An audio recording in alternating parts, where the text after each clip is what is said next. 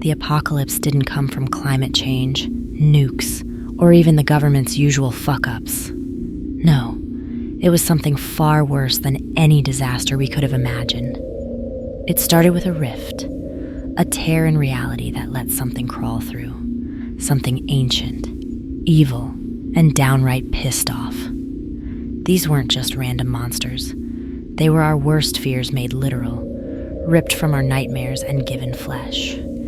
And now, survival isn't just about fighting monsters. It's about outrunning your own mind. Because if your fears catch up to you, it's game over. I'll never forget the day the sky tore open.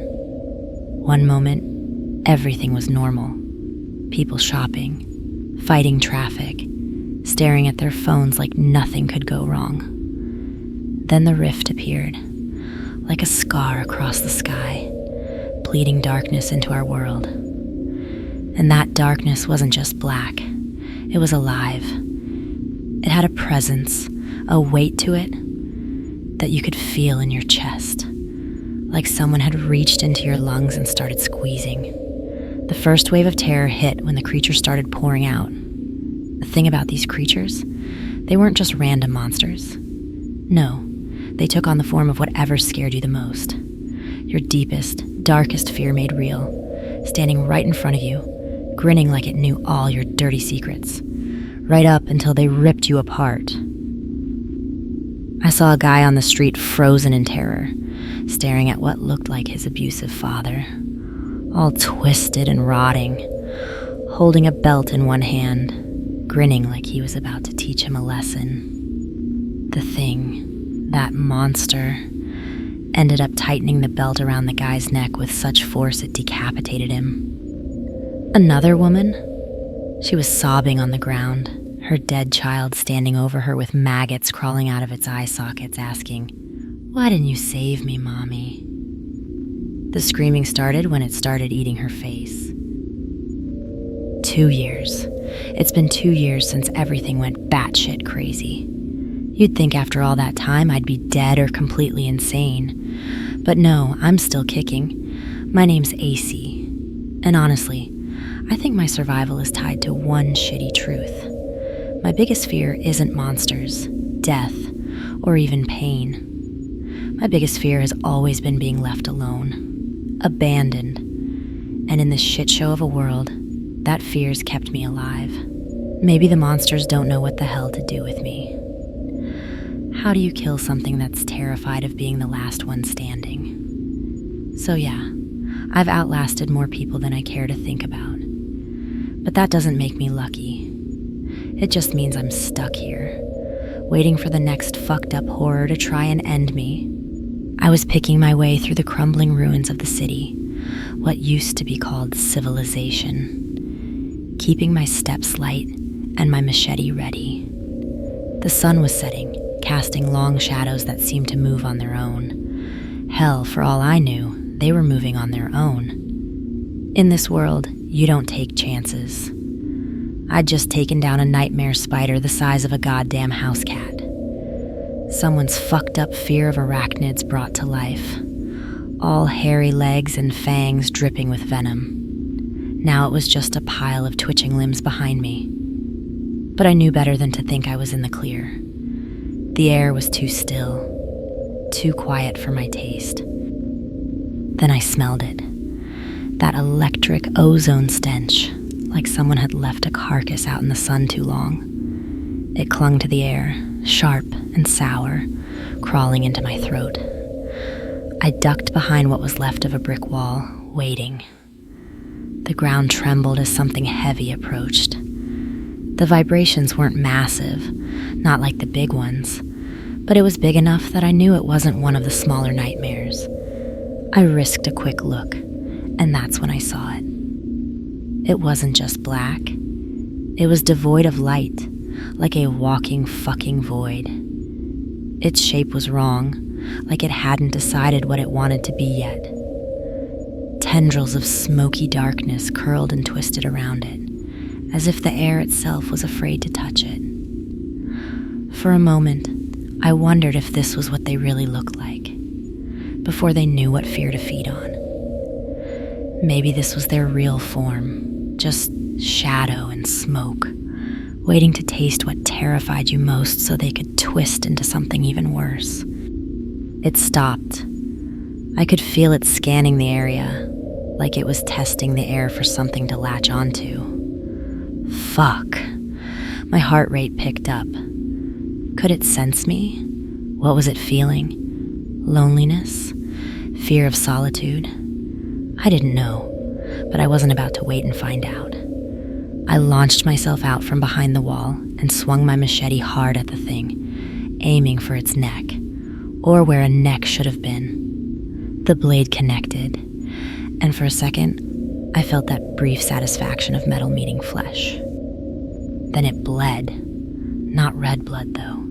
It was black, thick, and it steamed when it hit my arm, burning like acid. I swore, yanking my arm back, but the damage was done. The creature reared back, letting out a high-pitched screech that sounded like nails on glass. "Fucking hell," I said through gritted teeth, clutching my arm. The blood felt like it was eating through my skin, leaving a searing trail of pain. But I didn't have time to think. The thing came at me fast and angry. I ran. My feet pounded the pavement as I darted into an alley, breath ragged, blood still dripping down my arm. The alley narrowed, forcing me toward a dead end. Fuck. The walls were close, the darkness pressing in on all sides. The thing followed, oozing into the alley like a living shadow. And that's when I felt it. The air in the alley shifted. It wasn't just fear anymore. It was something else, something I didn't quite understand. The shadows thickened, twisting and curling like living tendrils. It felt like the world was bending, warping around me. I looked down at my arm, where the creature's black blood still burned. The pain had dulled now, replaced by a strange numbness that spread through my veins. I could sense it, and just like that, I knew. I glanced at my arm to see the creature's blood crawling into my flesh. My fear of being alone, of always being the last one standing, had twisted into something else, something stronger. The creature lunged, but I didn't run this time. I raised my machete, but it wasn't the blade that would save me now. No, it was the shadows. "Come on, you dick slap. Let's dance," I snarled. The shadows responded. They moved around me, swirled and tightened like living things, curling toward the creature. The thing screeched again, trying to push through the darkness, but it was too late. I willed the shadows to tighten around it, and they did, wrapping around its limbs, pulling it down, dragging it toward me. It thrashed, its black smoke swirling violently, but the shadows held firm. I swung my machete again, this time cleaving through its body as the darkness gripped it tight. Its black blood sprayed across the alley, but this time I didn't flinch. I was in control. The shadows responded. They moved around me, swirled and tightened like living things, curling toward the creature. The thing screeched again, trying to push through the darkness, but it was too late. I willed the shadows to tighten around it, and they did, wrapping around its limbs, pulling it down, dragging it toward me. It thrashed, its black smoke swirling violently, but the shadows held firm. I swung my machete again, this time cleaving through its body as the darkness gripped it tight. Its black blood sprayed across the alley, but this time I didn't flinch. I was in control. The creature tried to pull away, but the shadows weren't done. They sank deeper into its body, tearing it apart from the inside. With a final, ear-splitting screech, it dissolved into nothing but smoke, fading into the night. I stood there, chest heaving, blood dripping from my blade. The shadows still swirled around me, but now they felt different, obedient. They were mine now, I wiped the sweat from my face, staring at the space where the creature had been. The power still hummed beneath my skin, but it felt different, like the rift had left its mark on me too. Maybe I wasn't just running from my fears anymore. Maybe I'd become them. I took a deep breath, the cold night air filling my lungs as I looked out into the ruins of the city. Everything was broken, twisted, just like me. But I wasn't scared, not even of being alone, not anymore. The day the sky decided it was done keeping all our horrors hidden was the day it unleashed all the worst nightmares we had locked away in the dark corners of our minds. But now, I was part of that darkness. The shadows were mine, and as long as I had that power, I wouldn't be the hunted anymore.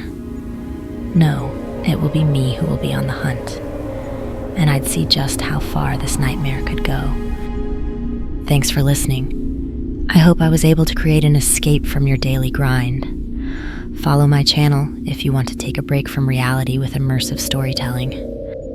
Well, until we meet next time.